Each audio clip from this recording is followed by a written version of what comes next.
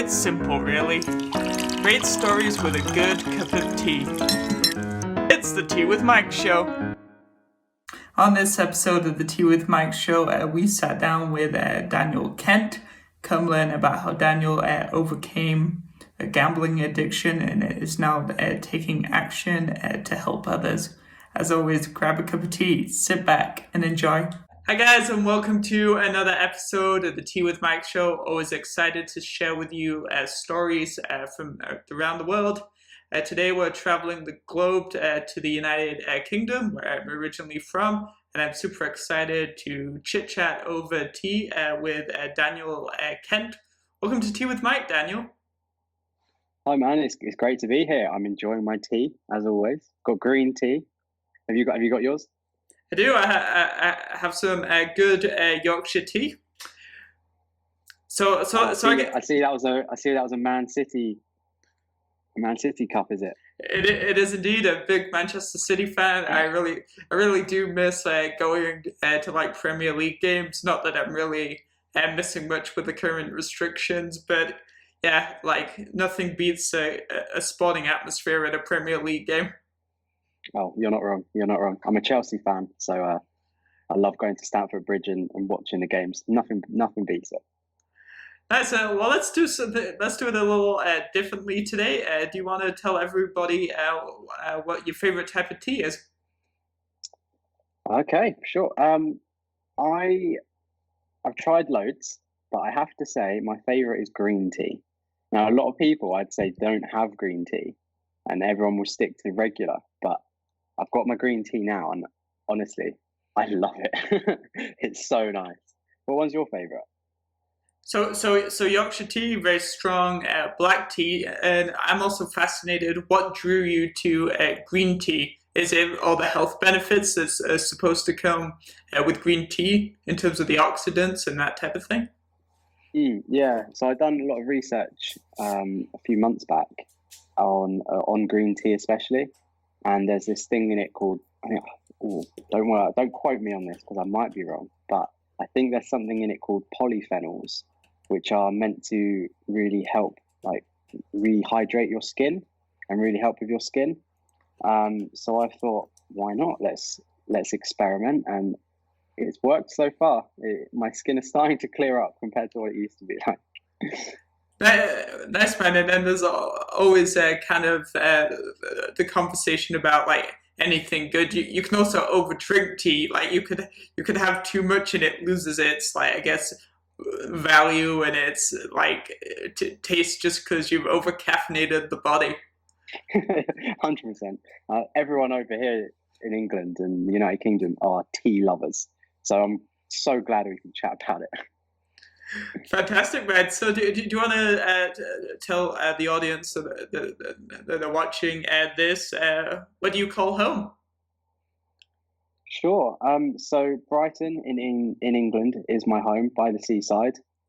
Nothing beats for me taking a nice stroll or a jog along the seaside.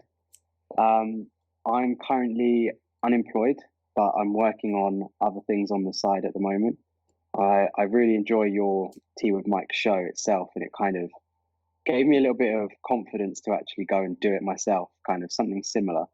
So I started up my podcast channel with two of my friends, and it started off very kind of unstructured. There was no real purpose to it to begin with.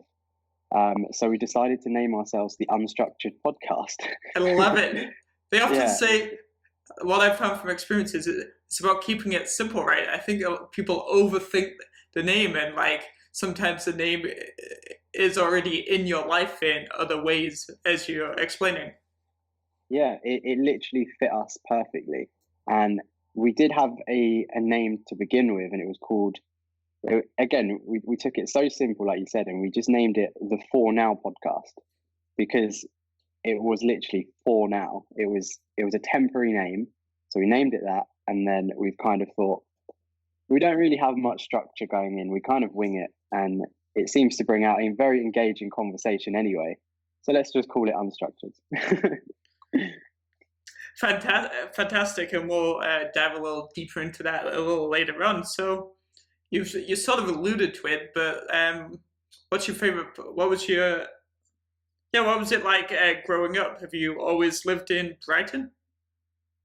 Yeah, so I've always lived in Brighton and always lived in the same house, apart from 2 days ago. So currently just moved house, which is massive, good, like just a really nice experience to kind of sit around looking at different scenery sometimes. Um, I've been traveling to Australia. I went over there for 10 weeks, which was really nice. My sister lives over there, so it was good to go and see her.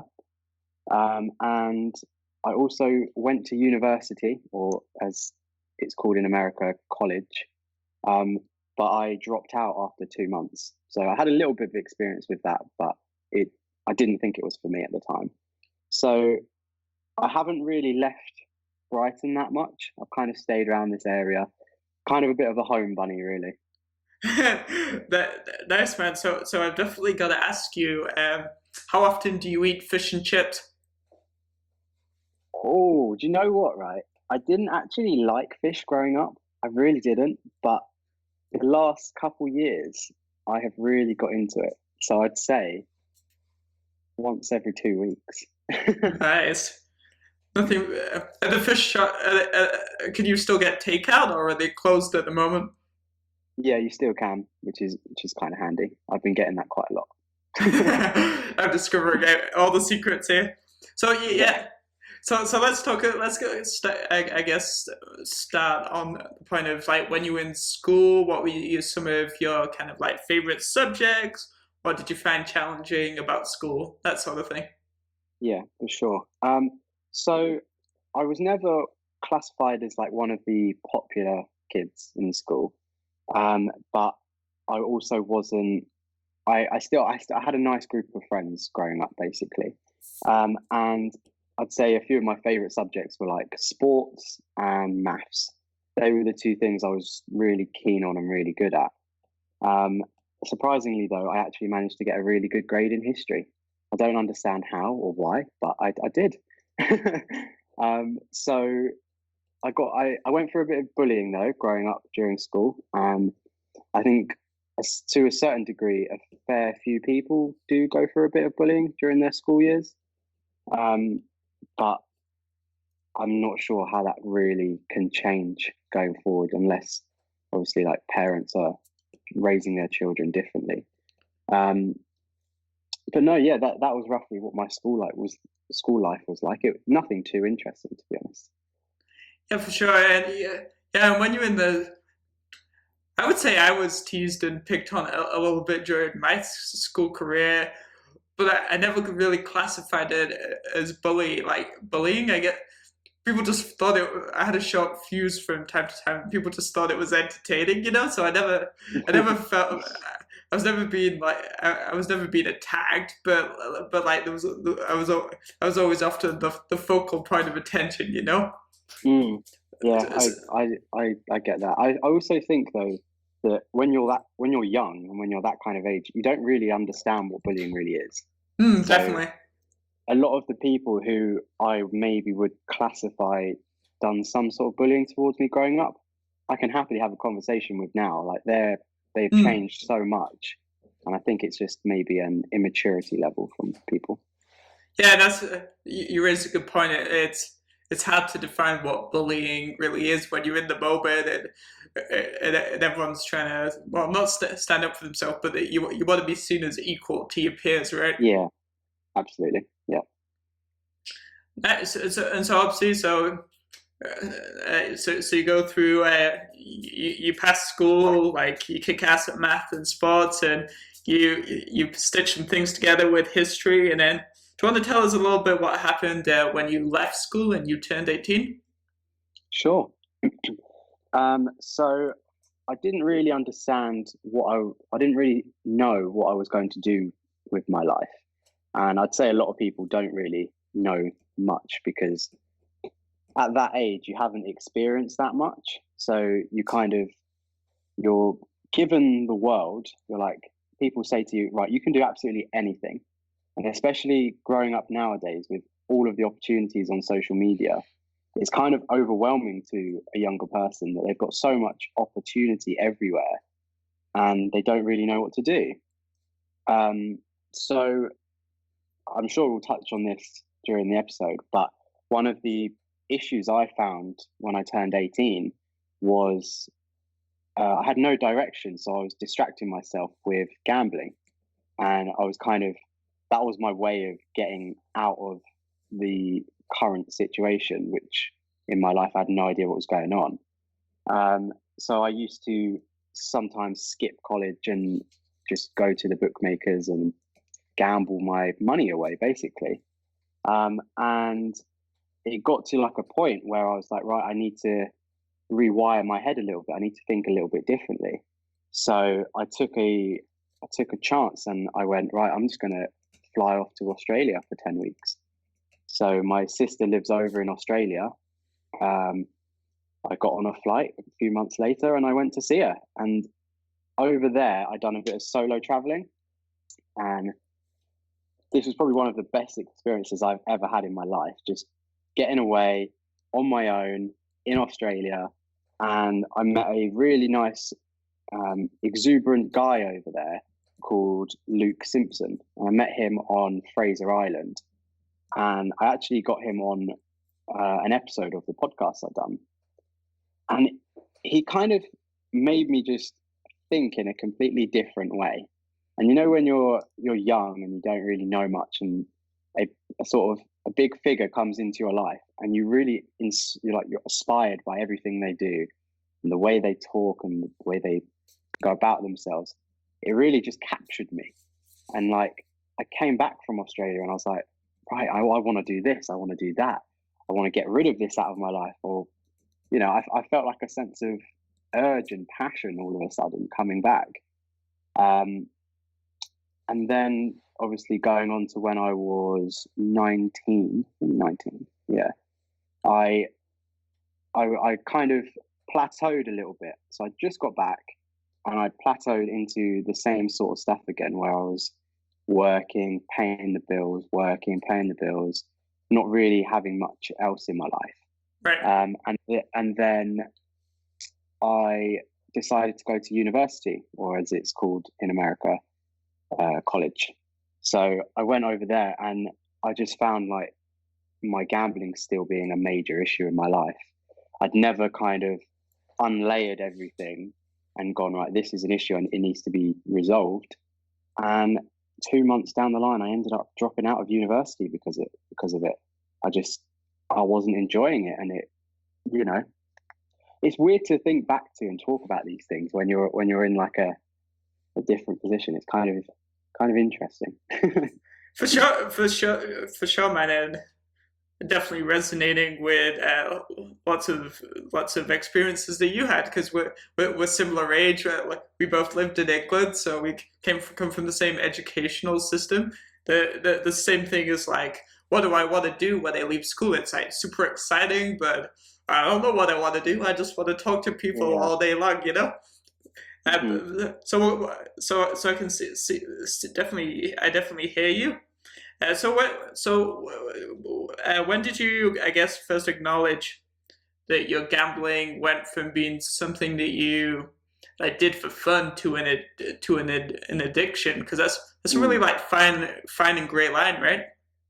It's a very fine line, and especially when your kind of passion is in it. My passion and the thing I love to do is be in the horse racing industry, be involved deeply with horses. And when your passion is associated and it comes along with this whole other side, you kind of have to sit back and realize, like, I need to make a decision. I need to really be concrete with myself here. And I could give you many examples of when I was, gambled loads of money away. And you kind of, when you're addicted to something, when it's happening, you don't really think about it. You kind of brush it under the carpet and you'll go, I'll worry about it another day. I'll worry about it tomorrow. Tomorrow comes and then that same thing happens again. And I took a step back and I said to myself, I've got so many people around me who want the best for me, but they're focusing on themselves. They're doing their own stuff. If I'm doing negative stuff in my life that's not going to help me, I know makes me feel bad, and I know financially I'm not going to be in a good spot, then I need to make a change. Sorry. So I kind of, this is where I got kind of deep into Gary Vee's content when I was kind of trying to self-evaluate myself and think about what's good for my life, what's not good for my life. And a lot of the stuff he was saying, I kind of resonated with me. And I started to implement these things in my life. So one of the things I started doing was, during this time when I was gambling as well, I was I wouldn't classify myself as fat, but I would say I was a bit bigger than I currently am. So I decided to take Gary Vee's advice, post daily content, and keep myself accountable. So I said to myself, I'm going to lose some weight. I'm going to go on a weight loss journey. So I went on my Instagram, and for 2 months straight, I went on the ketogenic diet and lost 2.5 stone. Good for you, man. Thank you. I literally said to myself, I've got to do this. I've got to be accountable for my own actions. And I'm a person who I will react very emotionally to most situations. And usually that would come down to eating my emotions away. We sound like not the gambling part as much, but we sound like the same type of like person. I like to eat problems away too. Oh, look, I have another cake from the cupboard, to make myself feel better. I need that extra piece of food, right?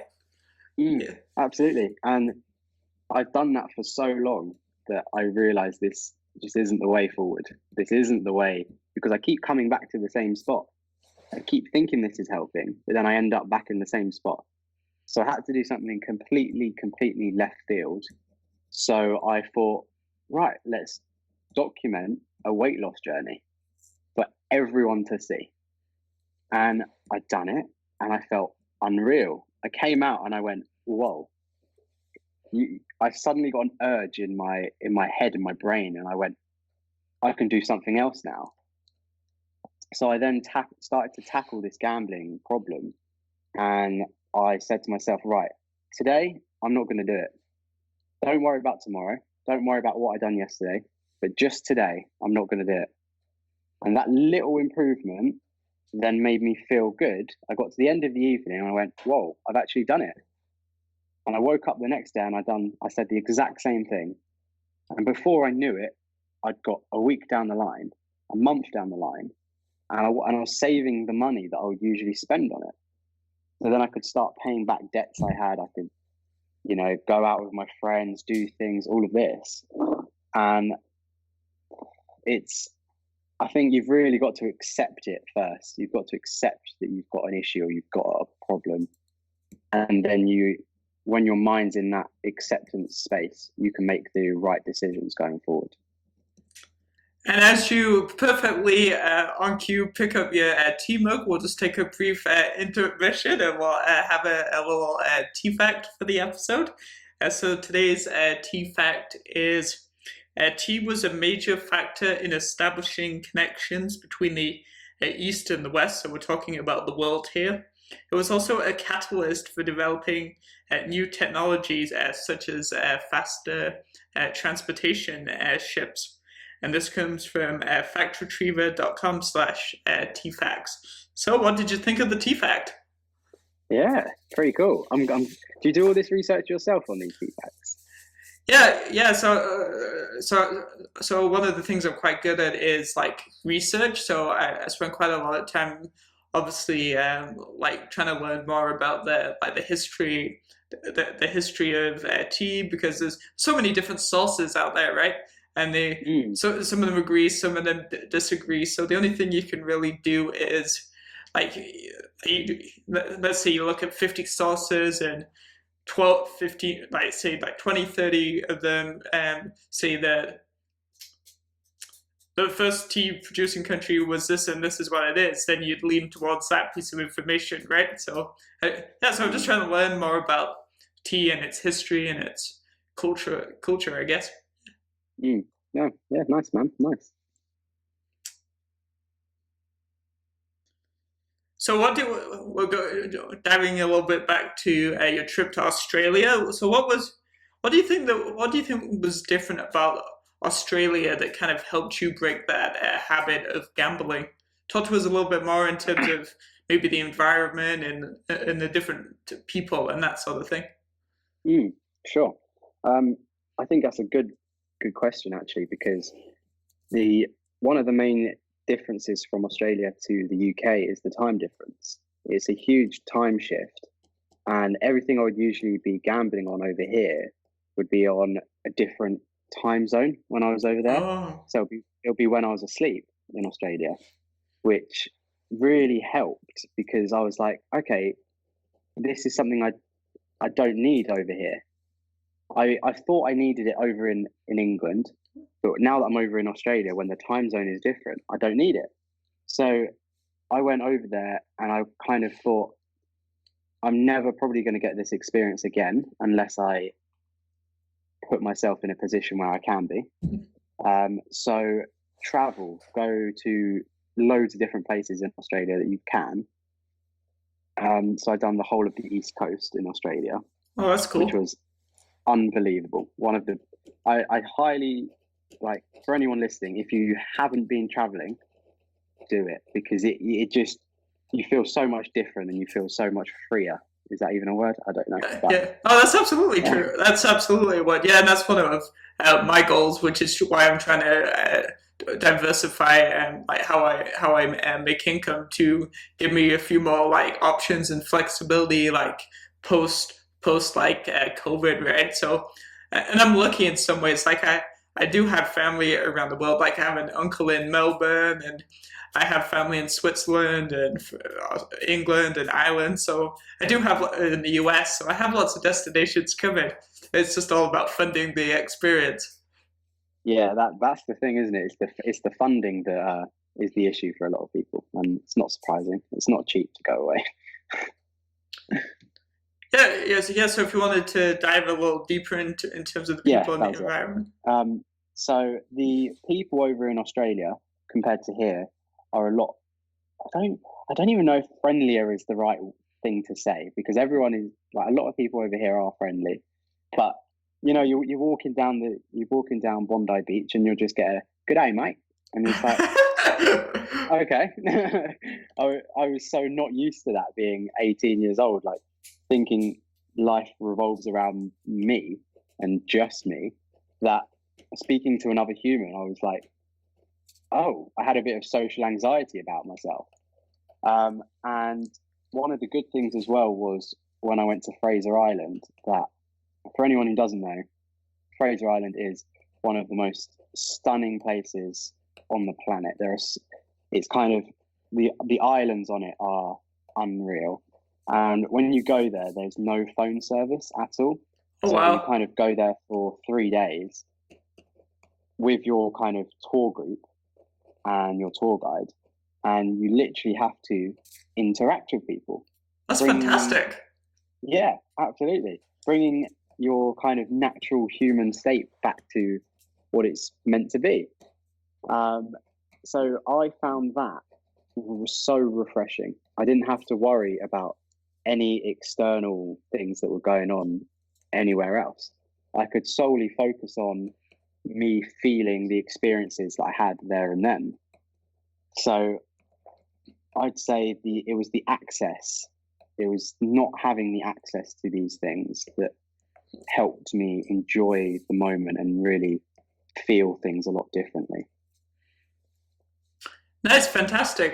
Definitely add that to my bucket list. I couldn't think of anything better than looking at the ocean, and that's because it's on an island, right? So the ocean surrounds it. Yeah, Yeah. yeah. So I couldn't think of anything better than just the ocean and having a cup of tea in my shorts, just chatting to people. Yeah. It's unreal. And the tour guide who I met on there, who I when I came back from Australia, I was raving about him to my family and my friends. his like mindset really just I absorbed it all. Being that young, I had no idea about anything, and I just absorbed it all. And one of the facts about Fraser Island, I could be wrong, I think I'm right, is that there was a scene in Pirates of the Caribbean where they're on Fraser Island, and this one specific place, you're not allowed to do anything to it. It's so sacred. But they came past and spent millions and millions of pounds on planting some palm trees on this specific sandy beach. And it was about a 20-second clip in the actual film. Oh, that's cool. I think I think I know what you're talking about. Like, is it when they're running away and they come up on that like desert island with that dodgy boat that breaks? Is that? Yeah, that's the one. I think so. I got you. So obviously, we've kind of established that Australia just brought some different new perspectives into your life through some of the people you met and the tour guide. So then, obviously, all paradise typically can't last forever. So do you want to talk a little bit about what happens when you return to England after this experience? So I got back and I was on a high for a good week or so, 2 weeks maybe. And I thought I was kind of on top of the world. I have so much information to tell everyone. I was raving about it. And then before you know it, you kind of, normal life catches up to you again. And you kind of, like you said, paradise doesn't last forever. And I kind of just sunk back into the real world. I had no real ambition still, because I went there with no ambition. I came back with no ambition. And I really had to dig deep in myself to find it. And it only came down, I think, like a year later or something like that. But yeah, I came back and I normal life, just normal life. I was working in a bar and, you know, doing the same things, working 6 days a week, trying to get the money in. But then the issue with my whole gambling was that I'd spend that money, and I felt so poor. So one of the books that I'm reading currently is Rich Dad Poor Dad, and I'm reading it and I'm going, whoa! I used to do so many of the things that the poor dad does, Right. and I was just thinking back and I was like, blimey! Like, it really is about the way you look at things in life, your perspective, and then I guess the actions that you do. Because I knew I had nothing going on in my life, and I knew it for ages and ages and ages. But I would never do anything about it. I'd never change my patterns of behavior. I'd always just stick to what I was doing before. And you can't expect things to change if you're not willing to put the effort in and change in it yourself. So one thing I'm doing at the moment in my life is a lot of meditation and a lot of yoga in the mornings and evenings. And I found that I can really kind of get in touch with myself and how I truly feel in situations. So I'll give you an example. This morning that I woke up and I was feeling a bit anxious and a bit stressed out, and things are going wrong in my life a little bit at the moment. And I kind of sat there doing my yoga, and my headspace was okay. I felt like in that moment I'm okay, and I felt comfortable. And some people may think of yoga and meditation and all that as rubbish. They don't believe it. It's whatever. But truly give it a go, and your mind does a complete flip on you. It's insane. I've loved it. Now this is fascinating, because that's not the first time I've heard this. On episode 100 of the Tea with Mike show, we also got into talking about the benefits of doing meditation and yoga with Andy Krainak, who is the brand director for Gary Vaynerchuk. So it sounds like it does work and can really help you. 100%. And I think a lot of the reasons why people struggle with life in general is because, like, they depend their happiness on other people. So let's say someone in your life is no longer there anymore. You're going to be so emotionally attached to that person that you don't feel like you can cope, you can do anything with it because you're dependent on them. Whereas yoga and meditation, it takes you out of that dependent zone. You're dependent on yourself, and you have to make yourself do it. And then you're left to your own thoughts and your own bubble, and it's kind of being okay with being alone in that situation. And then you can go out for your rest of your day with other people and do other things, and you kind of get a different perspective on it. So I recommend anyone do it. Fantastic. So obviously, you've had a lot of challenges as you've gone through life so far, just like anyone. So is the I guess a defining moment? I know we've referenced a few, but is there one particular moment where you're like, this is the way things are going are not the way I want it to go, and now it's time to take action? There's always a pivotal moment, right? Yeah, 100%. When I was at university, I remember, I think it was about a month and a half in, I wasn't enjoying anything I was doing. I felt like the university classes were boring, not teaching me anything. I felt like I was poor because I was spending all my money on gambling. I felt overweight because I was just eating my emotions away. That one of the days I remember so vividly, I referenced this in my first podcast that I done on my own YouTube, that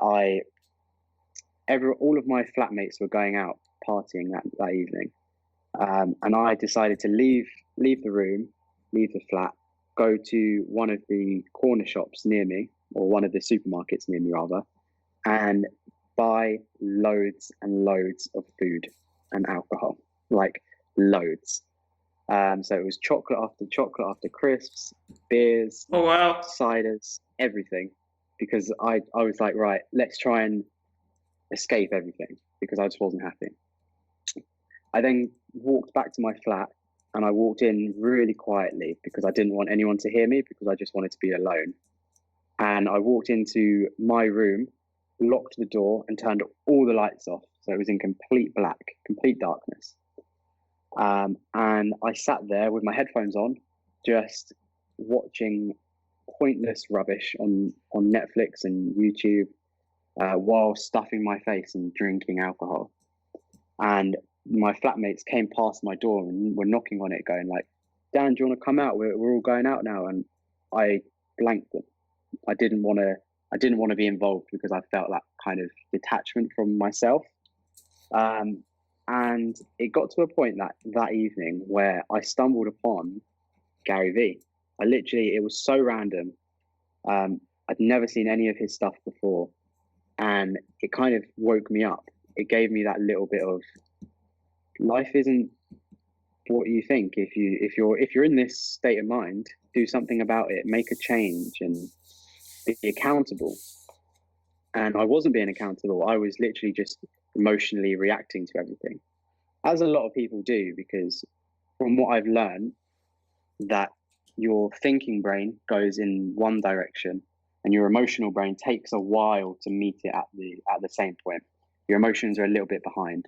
So where you may be thinking in a certain way, your emotions are still on another level. Oh, so that's cool to know.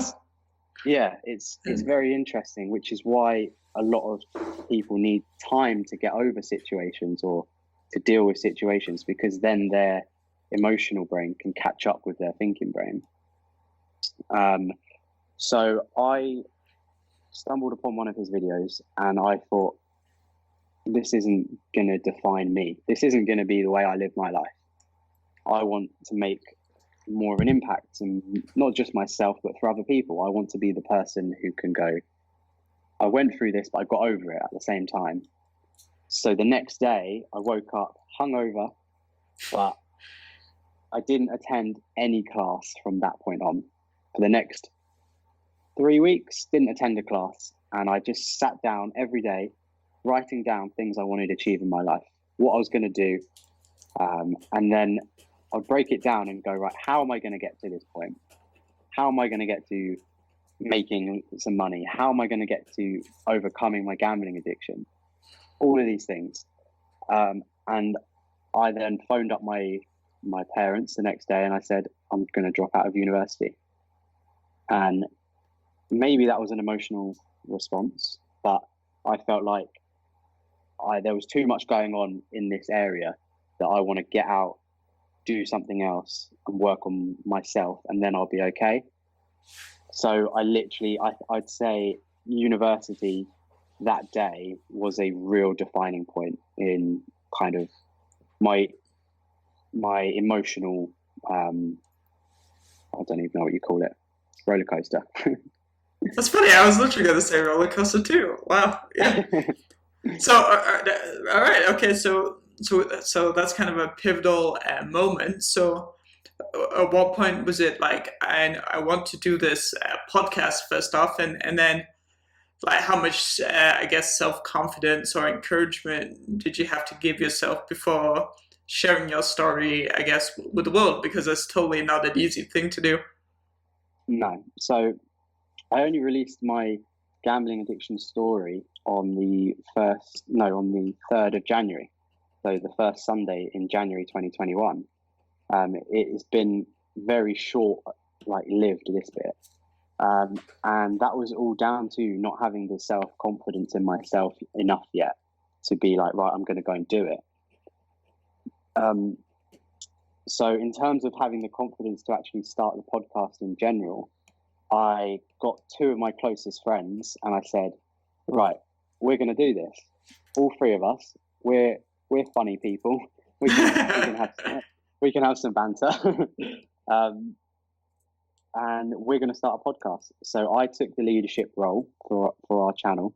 I was the one who created it. I'm the one who sorts out everything for us.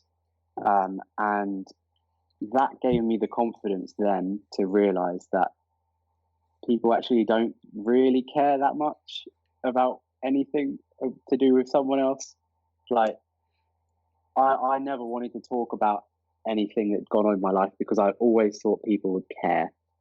And if I said something, people would judge me for it. That's what I thought. But I've come to realize they really don't care. Apart from obviously your friends and family, they care in a way where they want to help you. They want to nurture you in the right direction. But your random Joe from down the street isn't going to care if you've got a gambling addiction or not got a gambling addiction. Like, they're Very so true. focused on themselves, aren't they?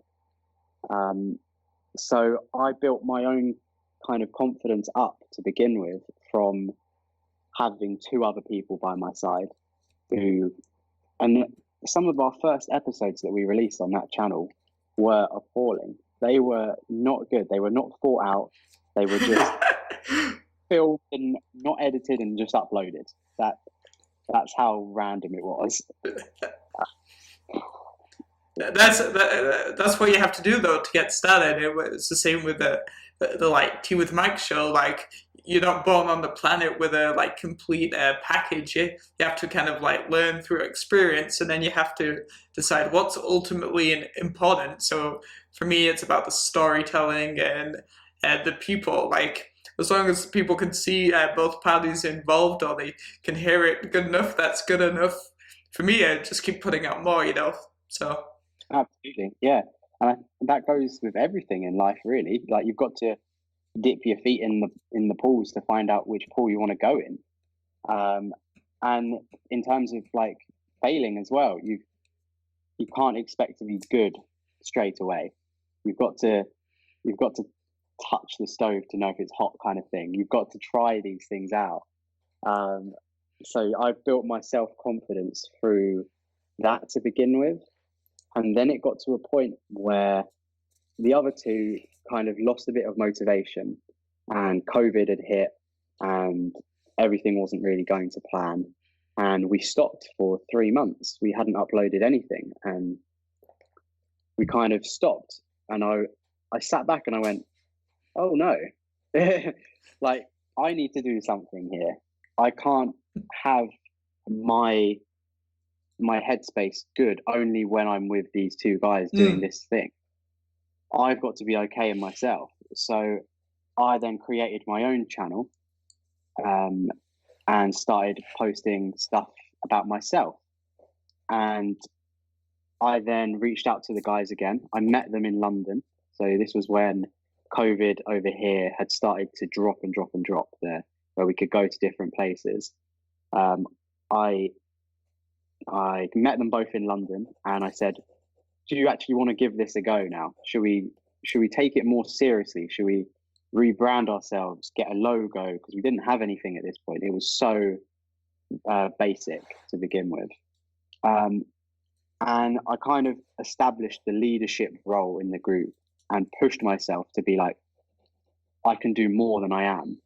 It's all about progress for me. Like the more I can do, then the more I tick off, kind of thing.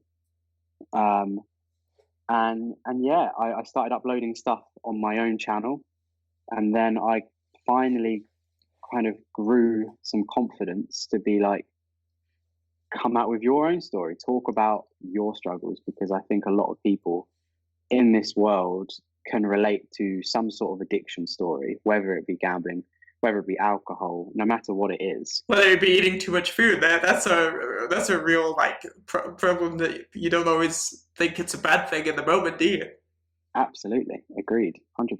So I thought I needed to come out and say it, one, for myself, so I can keep myself accountable, so I know I'm not going to do that again because of the tough times it brought me, but also because I know a lot of people out there are struggling with it. So I thought I'd try and push that message out there. Fantastic. And then, so talk to us briefly about kind of like the slogan for your brand, because I think this really ties in with a lot of what we've been talking about so far. So the slogan, if I'm not wrong, is being uncomfortable in the uncomfortable. So talk to us about how you came up with that. Yeah, it's a slogan for me that kind of really resonates with myself, that the more uncomfortable things I do and the more comfortable I feel in that situation, then the easier it becomes dealing with things. So whether it be, I'm going to use, what am I going to use as an example here? Let me think. I'm going to use running as an example because I'm training at the moment for a half marathon in Brighton. Me putting myself through running 15k to 20k, being in that uncomfortable position and thriving in it, really makes me feel a sense of happiness and self-esteem, and it makes me feel like I can do anything. And once you've got in that space of I can do this, you then push yourself to a new level, and you're like, I'm going to try and upgrade what I've done. And I think of life as kind of like a game. So the more things you push yourself to do, the more uncomfortable you become, the more levels you will unlock in this game, which is life. You know. Oh, I love that analogy. That's yeah. I think about it a lot because you can easily just stay comfortable and not do anything, you know, and go through every day not challenging yourself.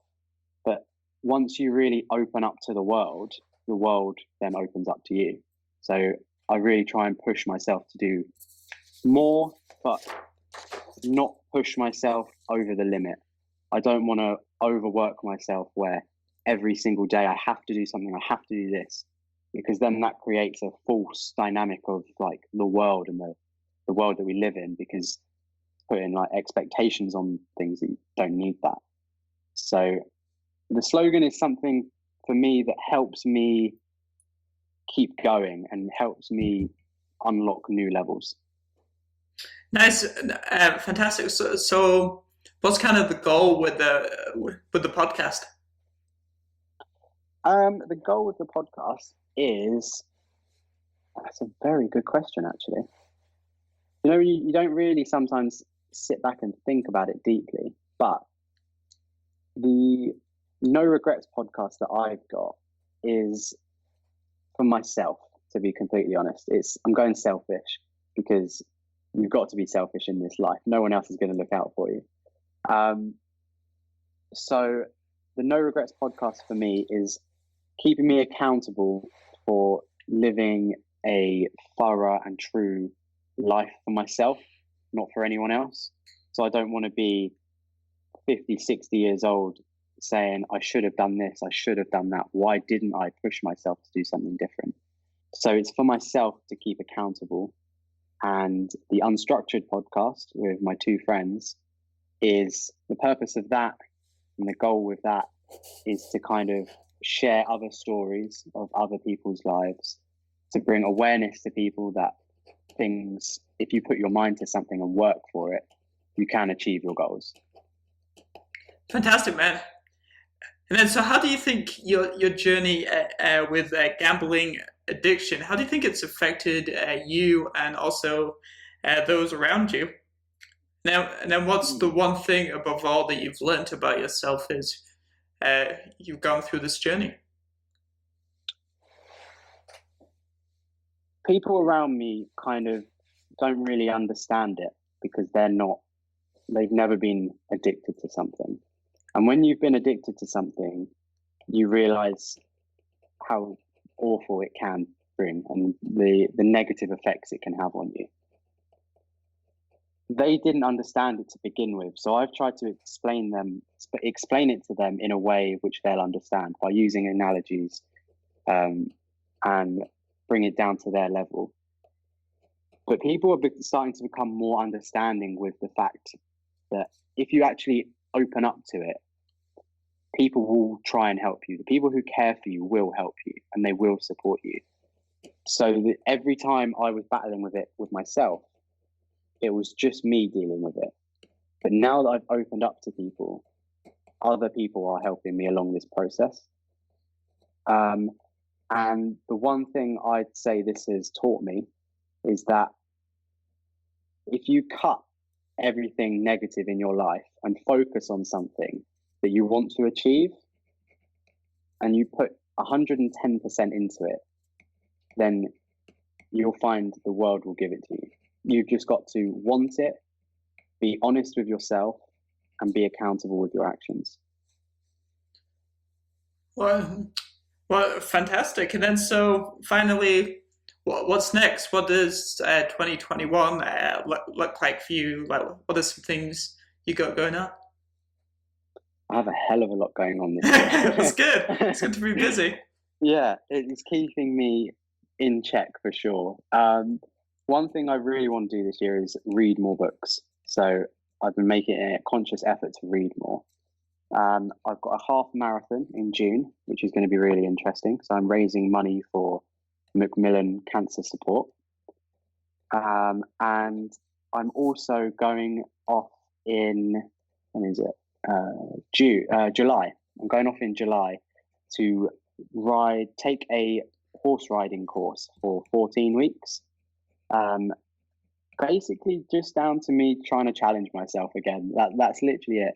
I've always wanted to learn how to ride a horse and potentially become a jockey.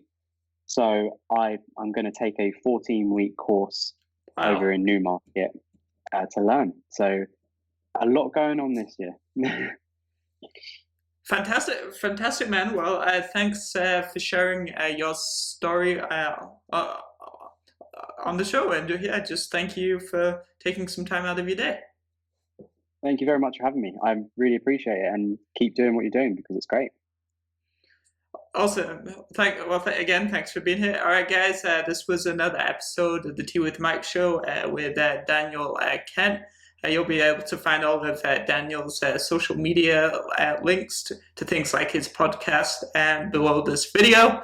So make sure you go and support him. Go learn more about his pursuit of running a half marathon, because that sounds like it takes a lot of energy. And if you still got time on your hands, make sure you check out the other stories on this website at teawithmike.com. Thanks once again, Daniel. Thank you very much. It's the Tea with Mike show.